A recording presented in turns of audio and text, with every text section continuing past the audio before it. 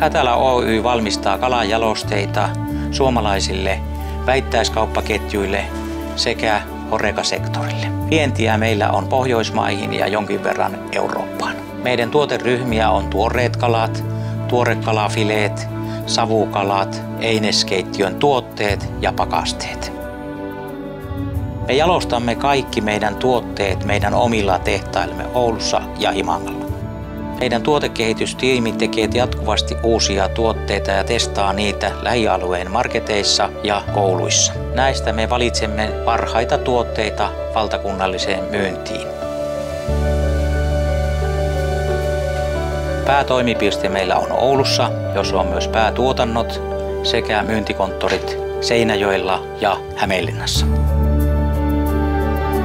Isoisäni on perustanut yrityksen vuonna 1938. Olen ollut mukana yrityksessä koko ikäni, omistajana vuodesta 1975.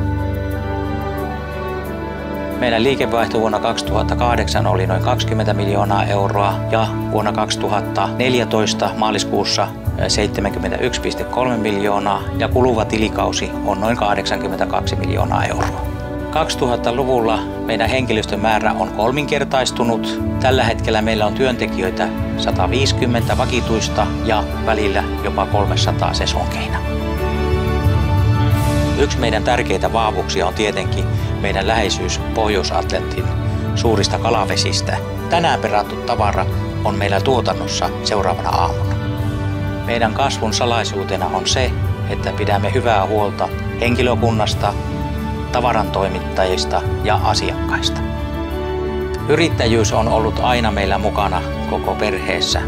Pienenä poikana minä ja Risto olimme torilla touhuissa mukana ja päiväunetkin nukuttiin toripöytien alla omenalaatikoissa.